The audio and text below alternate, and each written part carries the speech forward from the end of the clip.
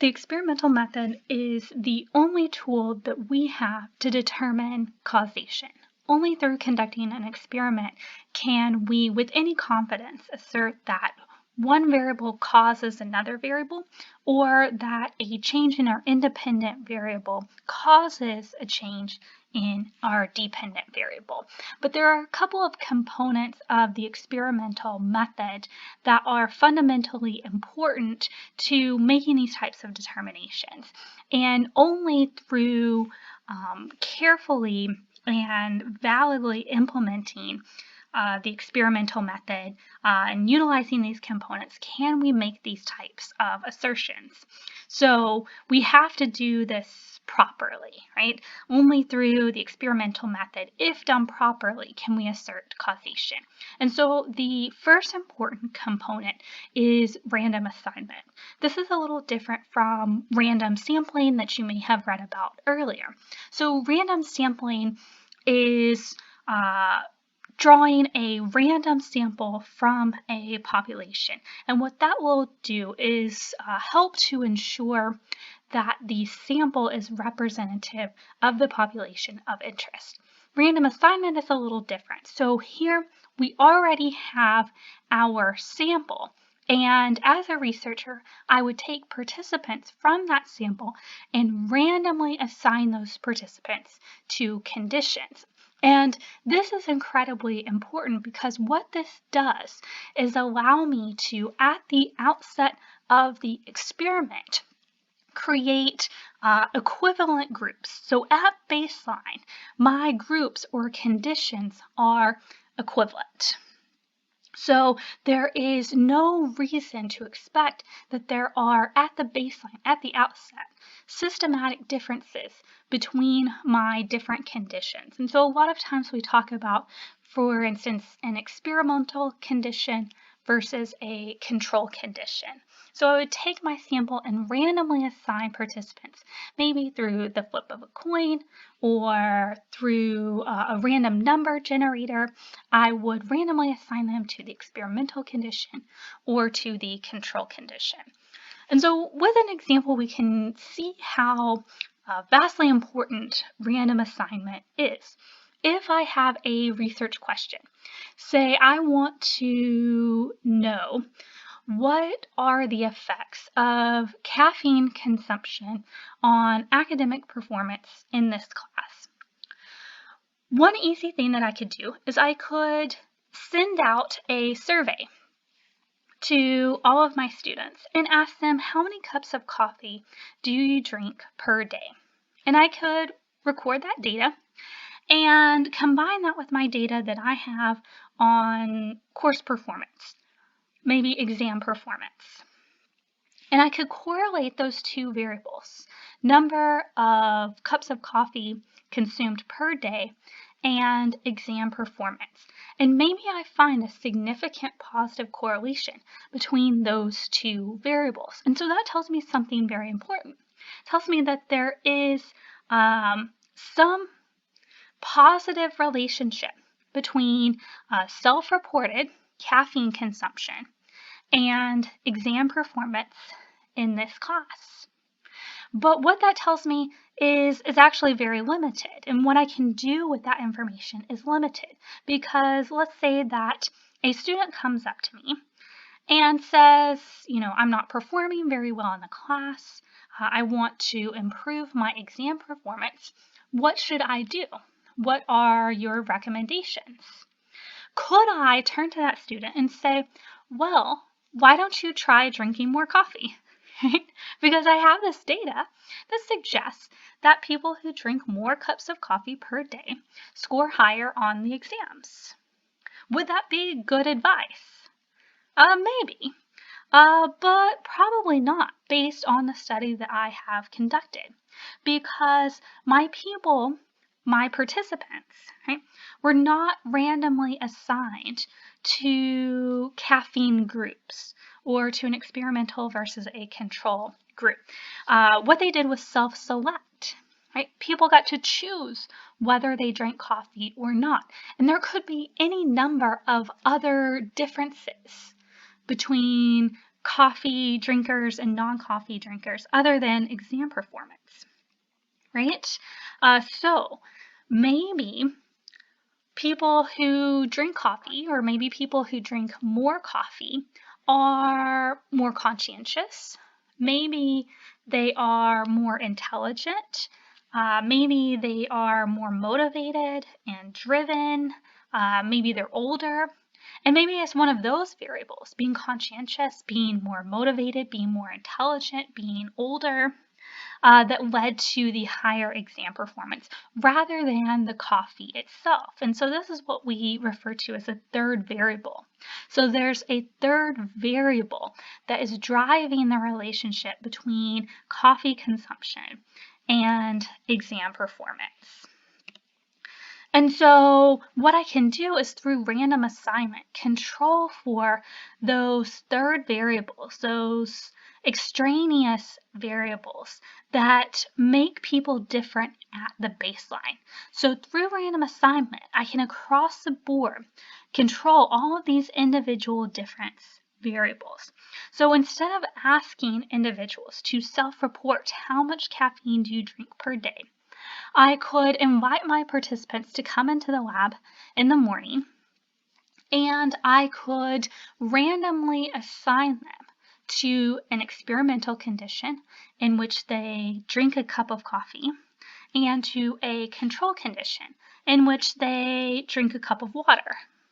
And then I could give them an academic exam or a cognitive exam and measure their performance. And I could compare the performance of those who are randomly assigned to the control condition and those who are randomly assigned to the experimental condition. Now, since they were randomly assigned to conditions, there's no reason to expect that the experimental condition would, at baseline, be systematically different in terms of conscientiousness or motivation or age or IQ, right? Because it was just a flip of a coin that determined which group they were assigned to, right? They didn't select into those groups. I assigned them randomly into those groups, right? And so the first component is our random assignment. The second component is to isolate and manipulate only our independent variable. So this is where things can go wrong. Let's say that in my hypothetical study, participants come into the lab in the morning, and I randomly assign people to the coffee group and the water group. And I tell my coffee group people, okay, go over, drink your cup of coffee, and we will administer the cognitive exam. And I tell all the people in my water group, go back home, go about your day, come back at 7 p.m. And when they come back at 7 p.m., I give them a glass of water and then give them the cognitive exam. And then I compare the exam performance between my two groups. And again, I find that the coffee group did better. Well, can I definitively conclude that it was the coffee that impacted performance? Not necessarily, because I've introduced now a third variable, time of day. So the coffee people took the exam in the morning, my water people took the exam in the evening. And it could be that people perform better in the morning than they do in the evening. Right? And it has nothing to do with caffeine consumption. So we have to randomly assign people to conditions, and then we have to isolate and manipulate our independent variable and control for all other extraneous sources of influence, right? So that when we observe differences in performance between our coffee group and our water group, our experimental versus control group, we can reliably state that the only plausible explanation for those differences is the manipulated IV, because that is the only difference between those two groups. And through the experimental method, I have ensured that that is the only difference between those two groups. Right? And so this is how we can trust in reliable cause and effect relationships. Okay, so with some certainty, we can say that one variable caused the other variable, right? Or a change in one variable caused a change in the other variable. And so this becomes incredibly important in social psychology because we deal with a lot of complex situations and variables. Take, for instance, something like aggression. Right? What leads someone to be more aggressive or less aggressive than someone else? We'll talk about the influence of violent media and violent video games on aggressive behavior. Well, if we ask people to self-report how many violent video games do you play, and we ask them to self-report on their aggressive tendencies or aggressive disposition or their past aggressive actions, right? We find a significant positive correlation between these two variables. It's difficult to assert causation. Maybe it's that the violent video games caused an increase in aggressive behavior, or it could very well be that people who are more aggressive, right, higher in dispositional aggressive, seek out violent video games, violent media. Right? It makes sense that people would seek out media that reinforces their underlying behavioral tendencies, right? That reinforces, right, or agrees with their underlying disposition. So maybe it was the aggression that caused the violent video game play rather than the other way around. Or it could be any number of third variables. And so that is why we'd want to bring people into the lab and randomly assign them to play a violent video game versus a non-violent video game. If we look at something like social rejection, the impact that it may have on aggression. We will look at people who are socially isolated or rejected or excluded from groups. Maybe those people report more aggressive behavior, but it could very well be that people who are dispositionally aggressive, have aggressive tendencies, are more likely to be socially rejected because of those behaviors. So again, it's the aggression causing the social rejection rather than the social rejection causing the aggression, or again, some other unmeasured third variable. We could bring people into the lab and randomly assign people to actually experience social rejection.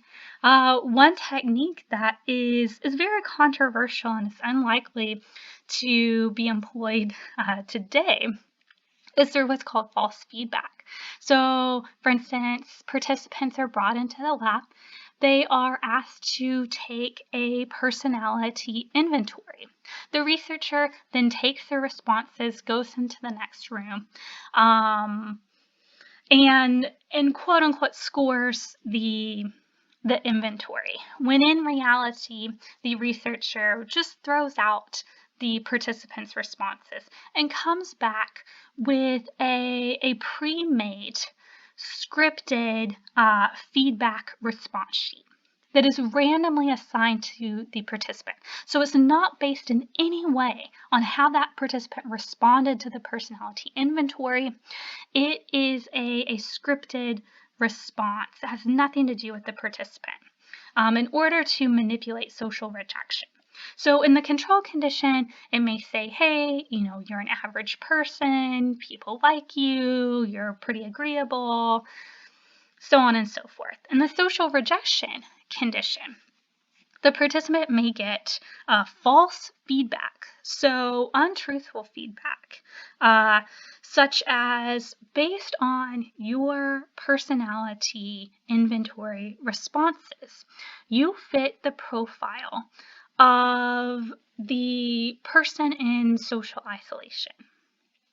While you may have friends now and people who are in your life that you care about and that care about you, based on your responses to our inventory, that is unlikely to last. Those people will turn away, and one day you'll wake up and you will be all alone.